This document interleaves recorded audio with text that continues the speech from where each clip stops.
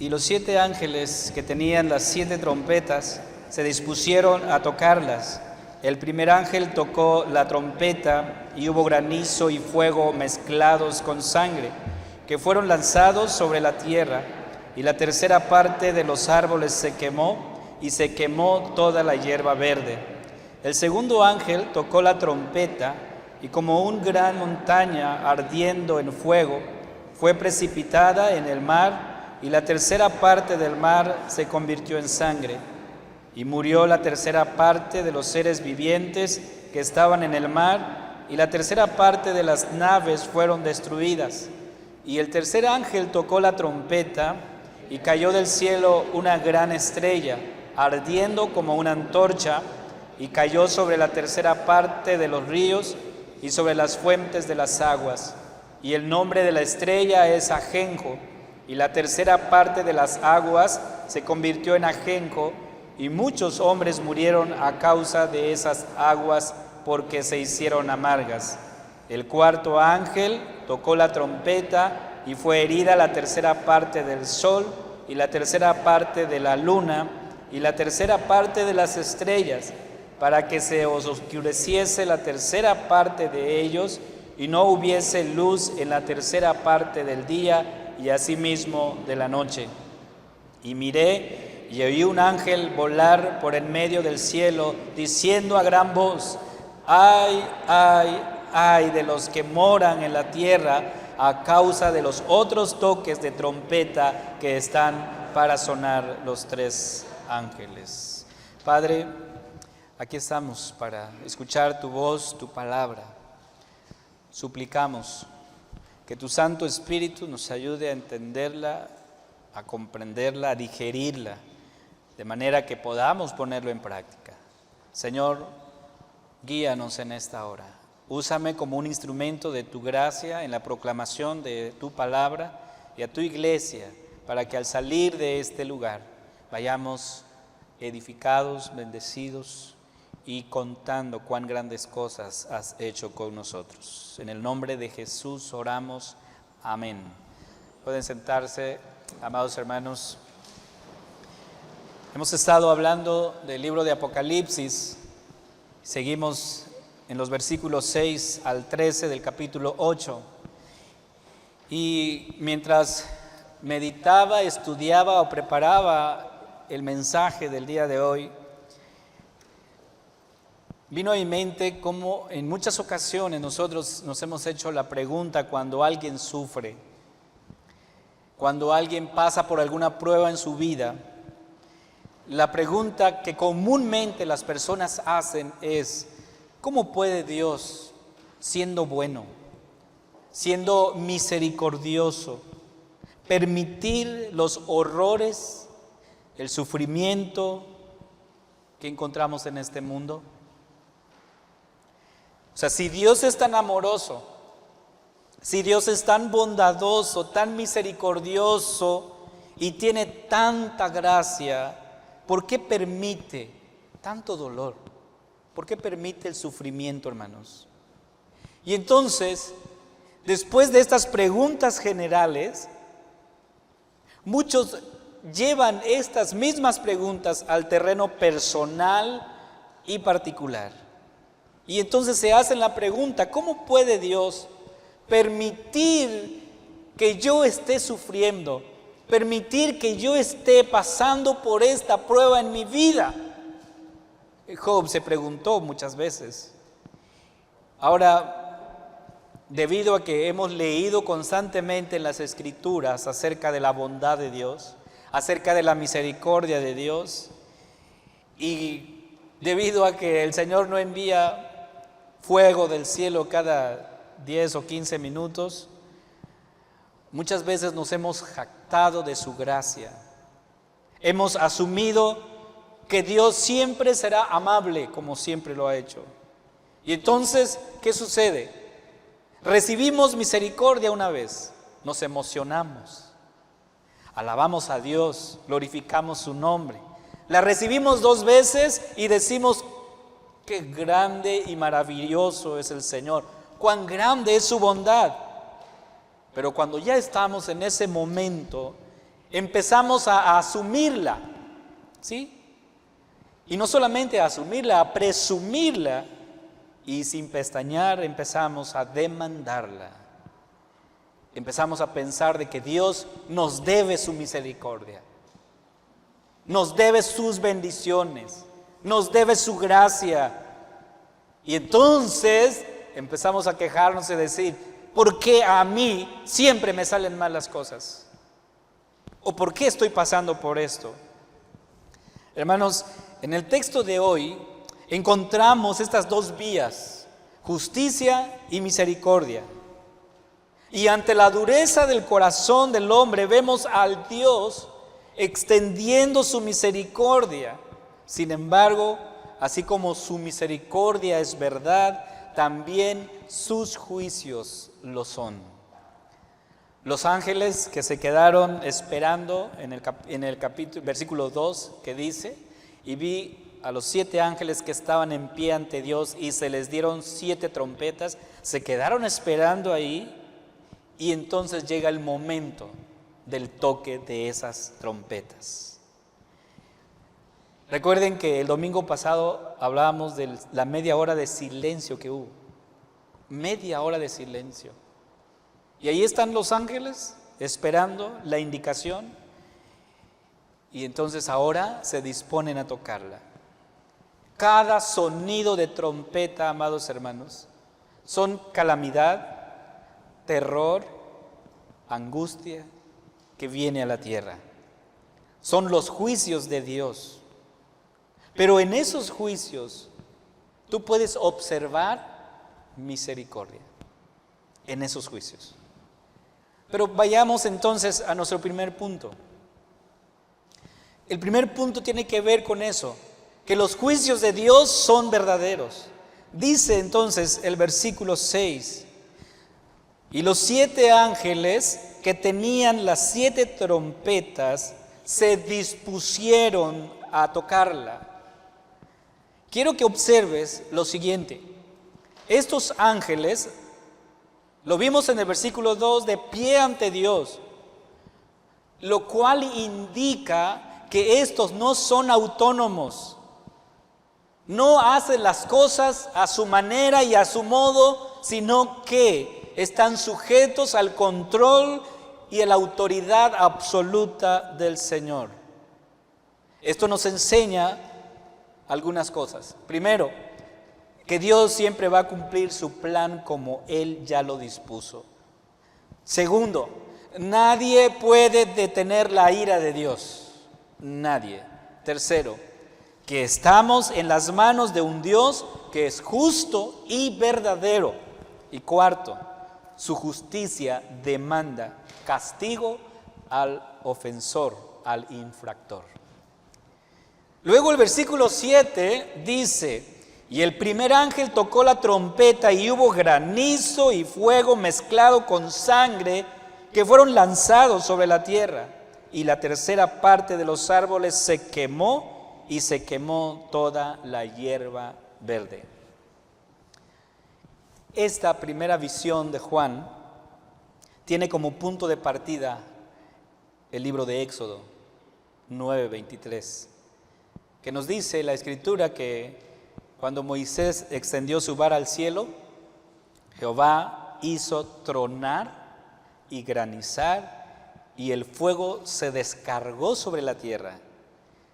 Hubo pues granizo y fuego mezclado con el granizo tan grande cual nunca hubo en toda la tierra de Egipto. Y esto, hermanos, se dio como castigo del Señor al pueblo egipcio. Aunque aquí en Apocalipsis se agrega un tercer elemento, que es la sangre. El versículo 7 dice esto. Entonces, esto que Juan ve son conocidos como los azotes que Dios usa para castigar. Usted puede observar lo que sucedió cuando Josué y todo el ejército subió a pelear. Y hay un momento en particular que la Biblia nos dice de este hecho.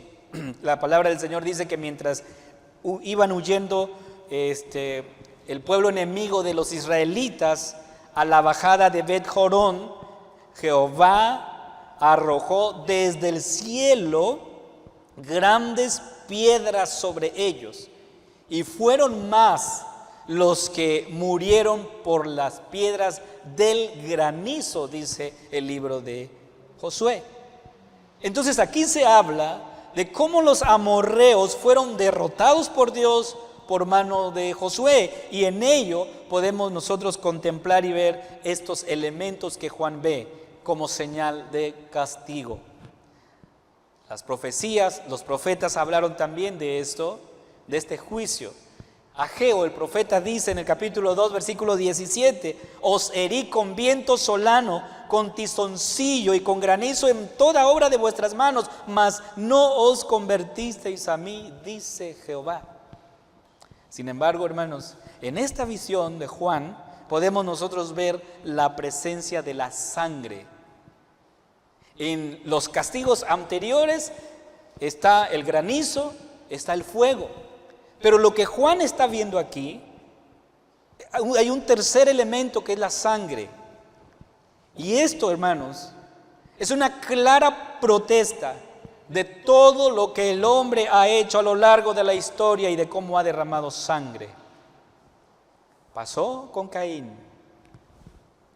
cuando mató a su hermano Abel.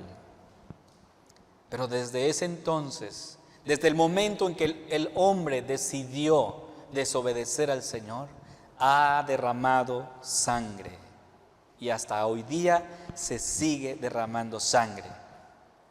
Ahí tienen ustedes a los abortos, las guerras, los asesinatos. Luego el versículo 8 dice: y el segundo ángel tocó la trompeta, y como una gran montaña ardiendo en fuego fue precipitada en el mar, y la tercera parte del mar se convirtió en sangre. Esto también, hermanos, se vincula a las plagas que el Señor trajo a los egipcios. Éxodo 7:17 dice: así ha dicho Jehová, en esto conocerás que yo soy Jehová. He aquí, yo golpearé con la vara que tengo en mi mano el agua que está en el río, y se convertirá en sangre. Y ahora quiero que observes que la montaña siempre suele simbolizar el poder y la soberbia en la Escritura, pero también, hermanos, simboliza los juicios de Dios. Por eso, en el Antiguo Testamento encontramos cómo se describe el juicio divino como un hundimiento de los montes al fondo del mar. Cada vez que tú encuentres en la Escritura eso, vas a encontrar que es el Señor actuando y haciendo justicia. Salmos 46:2 dice: por tanto, no temeremos, aunque la tierra sea removida y se traspasen los montes al corazón del mar. En esta visión de Juan, vemos cómo el Sacro Imperio Romano, como así se le llamaba, queda reducida a nada. Por eso se incluye los barcos aquí en el versículo. La tercera parte de las naves, dice Juan, es posible que estas naves se relacionen con el comercio marítimo, que era como la base de riqueza del Imperio Romano. Y Juan lo está viendo cómo eso se está destruyendo. Pero sigue narrándonos lo que Juan está viendo y sigue diciéndonos, versículos 10 y 11. Entonces el tercer ángel tocó la trompeta, y cayó del cielo una gran estrella, ardiendo como una antorcha, y cayó sobre la tercera parte de los ríos y sobre las fuentes de las aguas. Y el nombre de la estrella es Ajenjo. Y la tercera parte de las aguas se convirtió en ajenjo, y muchos hombres murieron a causa de esas aguas, porque se hicieron amargas. Y una vez más, hermanos, podemos ver que ajenjo está relacionado a los juicios de Dios, pero es el trasfondo del milagro que Dios hizo en Éxodo con Moisés. Recuerden que el pueblo llegó y estaba en el desierto y no había agua. Y entonces se encontró ahí encontraron agua, el problema era que esas aguas estaban amargas. Y entonces el Señor le dijo a Moisés lo que tenía que hacer, ¿verdad? Y las aguas amargas se convirtieron en dulces. Pero lo que Juan ve aquí está a la inversa. Las aguas dulces se convierten en amargas. Podemos entonces ver que Juan lo que está viendo aquí, el ajenjo que está viendo, las aguas amargas, también está relacionado con los juicios del Señor. Jeremías 9:15 dice: por tanto, así ha dicho Jehová de los ejércitos, Dios de Israel: he aquí que a este pueblo yo les daré a comer ajenjo y les daré a beber aguas de hiel. O sea, Dios está hablando aquí. Entonces, hermanos, en el lenguaje bíblico, ajenjo significa las consecuencias de la rebeldía contra el Señor. Lo que nos enseña entonces que la tercera trompeta es que el pecado convierte la vida del ser humano en un ajenjo, ¿sí? En amargo. Luego el versículo 12 dice: el cuarto ángel tocó la trompeta y fue herida la tercera parte del sol, la tercera parte de la luna, la tercera parte de las estrellas, para que se oscureciese la tercera parte de ellos y no hubiese luz en la tercera parte del día y asimismo de la noche. Mañana va a pasar eso. Bueno, hay un eclipse mañana. Digo, no estoy diciendo que va a pasar eso, pero sí, acuérdense mañana de lo que hoy predicamos, ¿eh? No se olviden que mañana se va a oscurecer. Y es el Señor mostrando su poder. Dios puede controlar todo eso. Y mañana usted lo va a ver. Muchos pueden impresionarse nada más diciendo: las maravillas de la naturaleza. No es la maravilla de la naturaleza, es la maravilla de Dios que hizo la naturaleza, y tú puedes apreciar eso. Y Juan está viendo eso, hermanos. Ahora, mucho se ha dicho en las redes lo que va a pasar y que es el fin del mundo. Yo no lo sé. Yo no lo sé porque el Señor nunca dijo cuándo va a venir. Ojo ahí. Dios no dijo cuándo va a volver. ¿Y qué tal si viene mañana? ¿Qué tal si mañana es el gran día? Yo ya estoy listo, no sé usted, ¿sí? Para recibir al Señor como Él lo ha prometido. Pero la cuarta trompeta, hermanos, se está basando también en la novena plaga de Egipto. Éxodo 10, 21 al 23. Lo que sucedió ese día, hermanos: Egipto quedó en tinieblas. Y las tinieblas casi siempre simbolizan una vez más el juicio de Dios. Y todo lo que estamos viendo aquí, desde el toque del primer ángel de la trompeta, son juicios, juicios, juicios y juicios. Isaías 13, 9 al 11 dice: he aquí el día de Jehová viene, terrible y de indignación y ardor de ira, para convertir la tierra en soledad y raer de ella a sus pecadores. Por lo cual las estrellas de los cielos y sus luceros no darán su luz, y el sol se oscurecerá al nacer, y la luna no dará su resplandor, y castigaré al mundo por su maldad y a los impíos por su iniquidad, y haré que cese la arrogancia de los soberbios y abatiré la altivez de los fuertes. Una vez más, hermanos, podemos ver aquí lo que Dios hace. El Señor en acción, porque Él no da por inocente al culpable. Bien, entonces, lo primero que tú observas aquí, en lo que Juan está viendo, es: Dios es un juez implacable, un juez justo.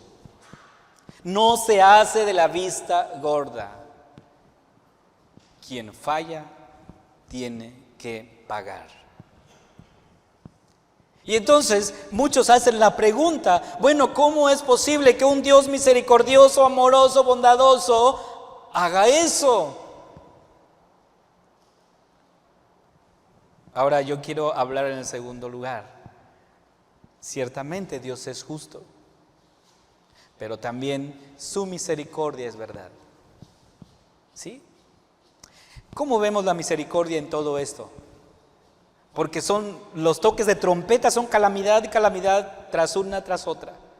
Pero ¿cómo vemos la misericordia del Señor aquí, hermanos? Yo quiero que observes lo siguiente. El texto dice, versículo 7, la tercera parte de los árboles se quemó. Versículo 8, la tercera parte del mar se convirtió en sangre. Versículo 10, la tercera parte de las aguas se convirtió en ajenjo. Y encontramos que en el capítulo 8, 11 veces se repite la frase la tercera parte. Solamente en el versículo 12 se repite 5 veces. Hermanos, esto representa la misericordia y la paciencia de Dios. Porque por su misericordia, por su verdad, nosotros todavía estamos vivos. Y lo que tú puedes ver ahí es que el Señor no arrasa con todo. Dice tercera parte, la tercera parte. Ahí ves su misericordia, hermanos. Y la misericordia de Dios, dice Jeremías, son nuevas cada mañana. Frente a la misericordia de Dios, ¿cuál es la realidad del hombre? ¿Cuál es tu condición? ¿Cuál es mi condición? Bueno, la Biblia presenta al hombre como un hombre rebelde, como un pueblo desobediente, como un pueblo soberbio y arrogante. ¿Y qué sucede con todo eso, hermanos? Sucede que nuestra rebeldía transforma las aguas dulces en aguas amargas. Nuestra desobediencia ante el Señor y Creador vuelve el mar en sangre, y por eso vemos violencia por doquier. Nuestra soberbia y arrogancia es como esas montañas que se precipitan al corazón del mar. ¿Qué hemos hecho nosotros, hermanos? ¿Cuál es nuestra realidad y cuál es nuestra condición? Dice Juan 3, 19 y 20. Y esta es la condenación, que la luz vino al mundo y los hombres amaron más las tinieblas que la luz, porque sus obras eran malas. Porque todo aquel que hace lo malo aborrece la luz y no viene a la luz para que sus obras no sean reprendidas. Y aquí podemos considerar algunos aspectos, hermanos. ¿Cómo es nuestra condición? ¿Cómo es nuestra realidad? No queremos que nadie se entere lo que estamos haciendo. Y tratamos de ocultar y de ocultar. Y muchas veces nos hablamos a nosotros mismos y decimos, sé que esto que estoy viendo o esto que estoy haciendo no está bien, es algo incorrecto, inmoral. Pero como quiera, no sé cómo lidiar con eso. Y entonces nos justificamos y decimos, es que hago esto por aquello, por lo otro, por eso estoy así. Y entonces, ¿cuál es tu realidad y cuál es mi realidad? Somos pecadores, esa es la realidad. Y como tal, merecemos todo el peso de la ley, toda la justicia de Dios. Nadie de los que hoy están aquí merece la gracia.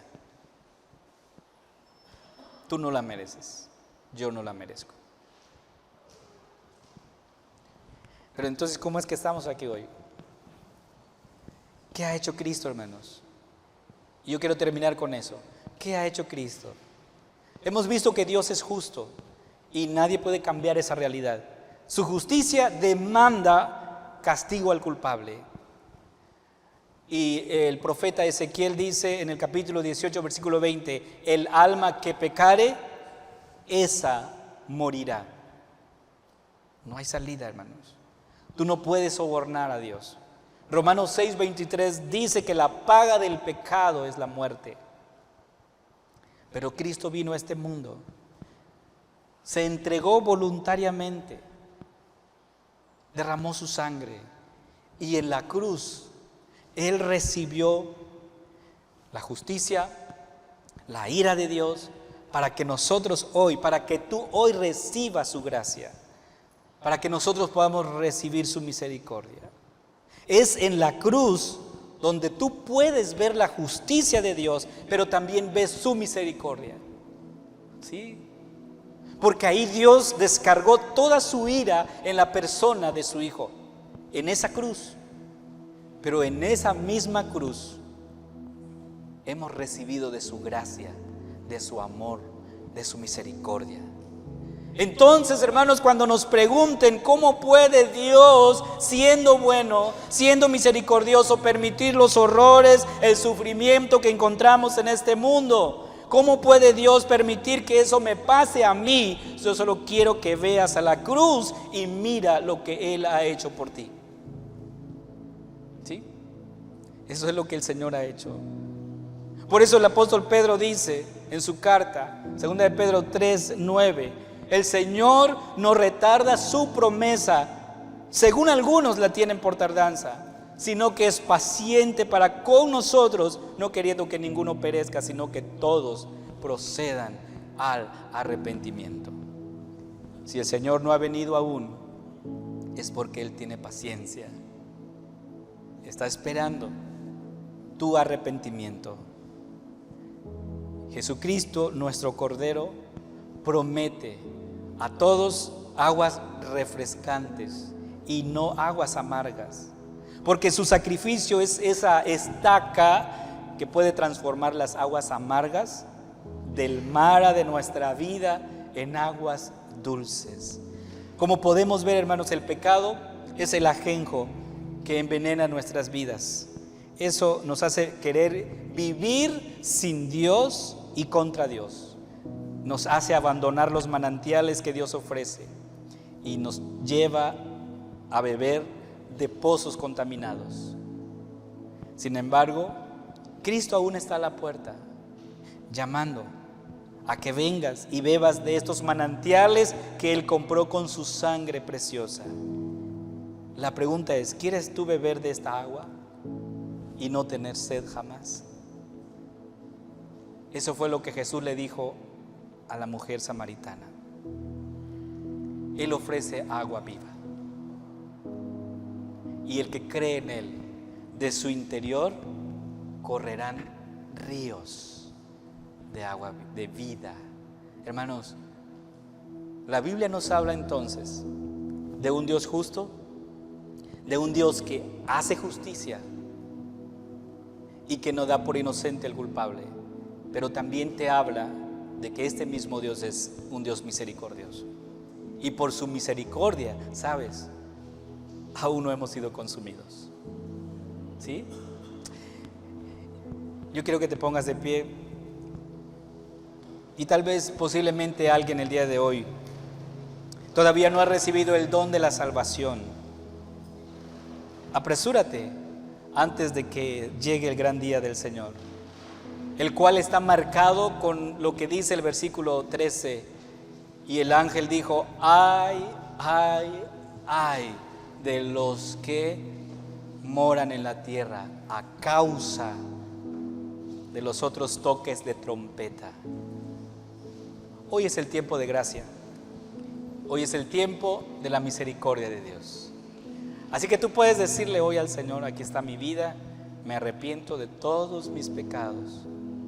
Acéptame como tu único hijo, como tu hijo. Vamos a orar. Padre, tú nos conoces y conoces nuestra vida, nuestro corazón, nuestros pensamientos. Nada podemos ocultar delante de ti. Es cierto que muchas veces hemos fallado, hemos hecho lo malo delante de ti y nuestros muchos pecados nos acusan. Pero hoy venimos ante ti, Señor, reconociendo tu justicia. Sabemos que no merecemos nada bueno, pero también reconociendo tu misericordia.